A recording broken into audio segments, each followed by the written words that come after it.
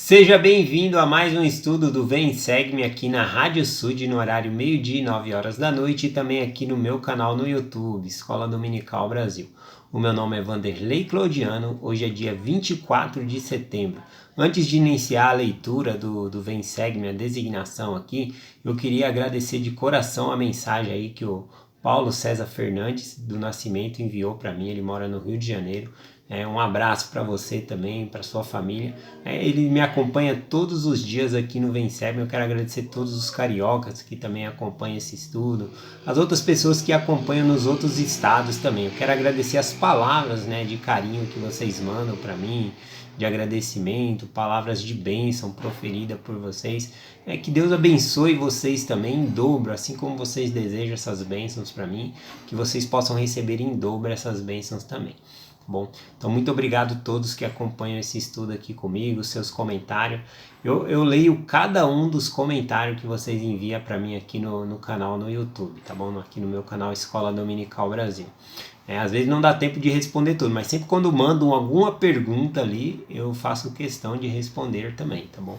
Bom, a designação do Vem e Segue-me que eu vou compartilhar hoje com vocês se encontra aqui no livro de 3º Nef, capítulo 12, eu vou ler o versículos 5, 6 e 7. Ainda assim eu estou falando das bem-aventuranças que Jesus Cristo ensinou lá no Sermão da Montanha, que se encontra lá em Mateus capítulo 5, tá bom? Muitas vezes quando nós olhamos ali as bem-aventuranças, a gente começa a enxergar aquele ensinamento que Cristo está dando como se fosse grupos, porque ele começa a falar assim, bem-aventurados os mansos, ou seja, bem-aventurados os misericordiosos, bem-aventurados que têm fome e sede, bem-aventurado ali os pacificadores, E ele até mesmo fala bem-aventurado aqueles que sofrem perseguição por causa do nome dele, porque terão a sua recompensa, Todos aqueles terão a recompensa do Senhor, a promessa do Senhor. Então o que acontece? A gente acaba entendendo ali esses ensinamentos como se fossem grupos, E a gente fica pensando, a qual desses grupos eu pertenço, Será que eu pertenço ao grupo dos pacificadores ou ao grupo dos misericordiosos? Na verdade, esses ensinamentos ensinam sobre ser, sobre se tornar. E não é um grupo que nós temos que se tornar, tá bom? Ou fazer parte daquele grupo. O que nós devemos fazer é passar por todas essas etapas, e nos tornar mais semelhante a Jesus Cristo. Por isso aqui que no ensinamento, ele fala, bem-aventurados são aqueles que estão se tornando, que tem que se tornar dessa maneira mais semelhante a Jesus Cristo. Então esses ensinamentos é o que Jesus Cristo é o que ele representa e nós devemos nos tornar como Jesus Cristo, tá bom? Então esse ensinamento é mais da maneira que devemos ser, o modelo perfeito de Jesus Cristo, que devemos nos tornar. Então hoje eu vou ler aqui o versículo 5, o 6 e o 7, tá bom? Aqui diz o seguinte: e bem-aventurados são os mansos, porque eles herdarão a terra. Bom, eu quero dizer aqui que nesse versículo, quando diz que os mansos herdarão a terra, essa terra aqui mesmo que está sendo mencionada, essa terra aqui, ela vai ser celestializada, ela vai passar por um processo de mudança, um processo paradisíaco, Na verdade, essa terra aqui, ela vai ser exaltada, ela vai passar por um processo e vai ser exaltada. Então, todas as pessoas que vivem aqui, que alcançarem a exaltação, que forem exaltados, conseguirem a exaltação no reino celestial, essa terra aqui, na verdade, ela vai se tornar o reino celestial para nós. Bom, então, quando ele fala assim, bem-aventurados os mansos, porque eles herdarão a terra, ou seja, eles herdarão o reino celestial, porque o reino celestial vai ser essa terra aqui, tá bom? Aqui o versículo 6 agora, ele diz assim: bem-aventurados são todos os que têm fome e sede de retidão, porque eles serão cheios do Espírito Santo. Lá em Mateus 5, versículo 6, tem uma variação aqui, tá bom? Lá é dito assim, bem-aventurados os que têm fome e sede de justiça, porque eles serão fartos. Bom, quando Jesus Cristo diz lá em Jerusalém, bem-aventurados os que têm fome e sede de justiça, essa justiça que ele está mencionando não é a justiça do sentido de você ser um justiceiro, ou de você não aguentar ver uma injustiça e ter que ir lá defender, não é isso, tá bom? Essa palavra justo aqui, justiça, significa de ser justo, de ser reto. Então caberia a palavra aqui retidão.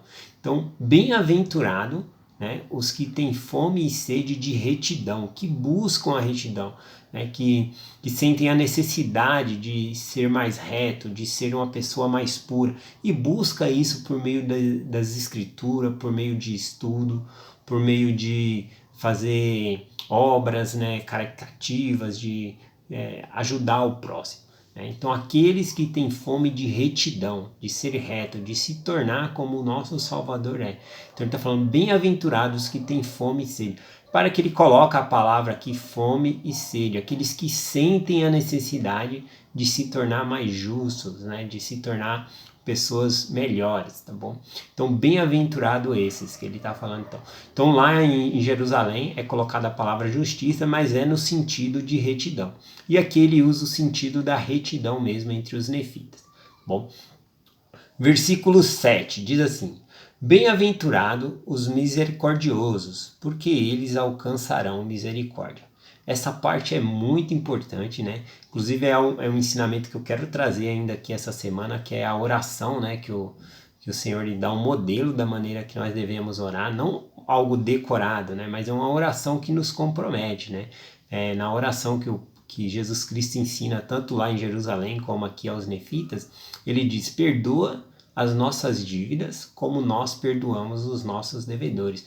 Ou seja, assim como nós perdoamos as pessoas que nos ofendem, nós devemos pedir a Pai Celestial que nos perdoe, né? Então, na verdade, é uma oração que nos compromete, né? Que a gente só vai ser perdoado pelo Pai Celestial, por Jesus Cristo, se nós nos comprometermos a perdoar outras pessoas. E é disso que fala essa bem-aventurança aqui no versículo 7, né? Bem-aventurados são os misericordiosos, porque eles alcançarão misericórdia. Então nós devemos ter misericórdia com as outras pessoas. E aí sim nós teremos alcançar a misericórdia. Essa palavra misericórdia significa medir, né? Então, da maneira que nós medimos as outras pessoas, nós vamos ser medidos também. Da maneira que nós julgamos as outras pessoas, nós vamos ser julgados também. Então, nós devemos ter uma medida certa, ou seja, ser misericordioso, né? Conceder misericórdia, medir com misericórdia. Bom, então isso significa ser misericordioso, medir com misericórdia, com bondade. Então esse é o sentido da palavra aqui. O outro versículo que eu quero compartilhar com vocês se encontra aqui no versículo 13, tá bom? Tem uma variação lá com Mateus 5,13 também. Aqui diz assim, né? Em verdade vos digo que eu vos concedo serdes o sal da terra.